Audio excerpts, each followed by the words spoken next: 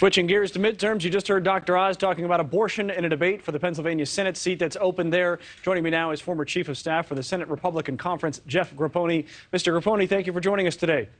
Morning, Mitch. Thanks for having me. Put me in the room now. Your candidate has had a stroke.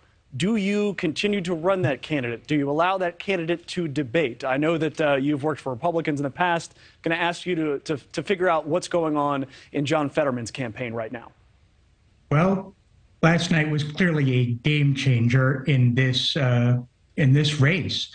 John Fetterman has been dodging debates all fall. He's clearly been trying to run out the clock in this election, trying to avoid the types of spontaneous encounters that we saw last night that would give voters a sense of his ability to respond to questions in real time, to articulate his positions, and also trying to keep his attention away from his health. But I think this morning, many Pennsylvania voters are waking up with even more questions about John Fetterman and his medical condition and his ability to serve than they had before this debate.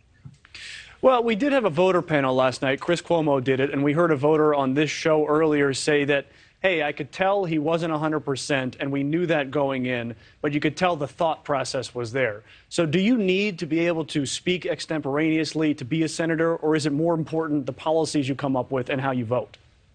Well, the ability to speak extemporaneously in the Senate is vitally important. You know, the Senate is the NFL of American politics. Every day you're in committee hearings, you're on the Senate floor debating, you're meeting with constituents trying to understand their priorities and then try to advocate for those priorities.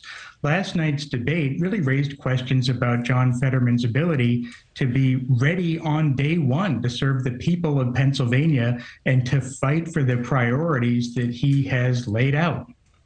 Well, folks in Pennsylvania, they like their own. They like whether you're in Western PA in the Pittsburgh area, Eastern PA in Philly, or right there in the middle, maybe near State College. They like Pennsylvanians, and Dr. Oz is a very short-term resident.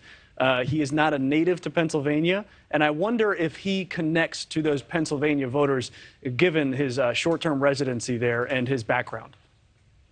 I think the real factor in this race is going to be the issues. And last night we saw Dr. Oz keep his focus squarely on the issues. You might have noticed he didn't mention John Fetterman's health condition at all. Instead, Dr. Oz's job last night was to paint John Fetterman as unacceptable. The words he used were radical, extreme, and dangerously radical.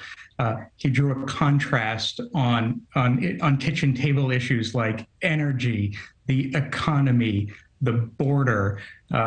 And I think all of that is designed to really paint John Fetterman as too far outside the mainstream for Pennsylvania and to appeal to those independent and swing voters who, in all likelihood, will decide the outcome of this election. When it comes to Oz on abortion rights, he said a woman and her doctor and local and state officials. And I would say one of these things is not like the other. What did you make of that answer? Well, Dr. Oz is trying to thread the needle where he's trying to keep his core conservative voters on his side to make sure they turn out, while also trying to appeal to the voters in the middle who are, you know, those swing voters who may be able to decide this election. And I think Dr. Oz was on firmer ground when he said this is an issue that should be decided by states. He probably should have left it there. It would have been a better place for him to be on that answer. And one of my last questions to you here, how does Oz play the stroke thing? Because his campaign has said a few things about Fetterman's health. I think they said something along the lines of if he'd ever eaten a vegetable in his life, maybe he wouldn't have had a stroke. Dr. Oz himself has refrained from that. But how do they sort of take advantage of what happened last night, which is clearly John Fetterman looked like he was showing the effects of his stroke without seeming sort of garish and sort of opportunistic in a way that might turn people off? Well, Dr. Oz has said that he will not focus directly on John Fetterman's stroke, and last night he didn't need to. Clearly, John Fetterman's health was on display for voters to see, to assess, and to decide whether they think he's ready to be in the United States Senate on day one. Instead, Dr. Oz kept his focus on the issues and drawing a contrast with John Fetterman that paints him as too extreme for Pennsylvania. And quick last question here. You said this last night's debate was a game changer. Do you think this totally flips it in favor of Dr. Oz? Well, it's a game changer. It reframes the narrative. So far, this race has played out through tens of millions of dollars in television advertising, through snarky barbs on social media.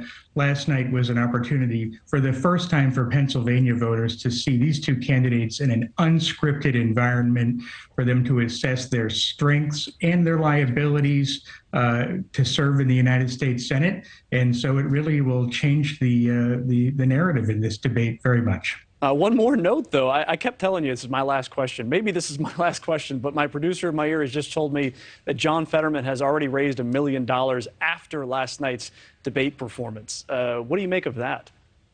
Well, certainly Democrats are very eager to retain control of the United States Senate. They see Pennsylvania as critical to that effort. We're seeing Democrats circling the wagons to really get John Fetterman's message out through paid media, which may be his best bet at this stage. Yeah, so maybe the debate didn't go so well, so let's put more money into ads because those go better. That seems like a decent strategy, and that's why we had him on, because Jeff Grapponi is a former chief of staff for Senate Republican Conference.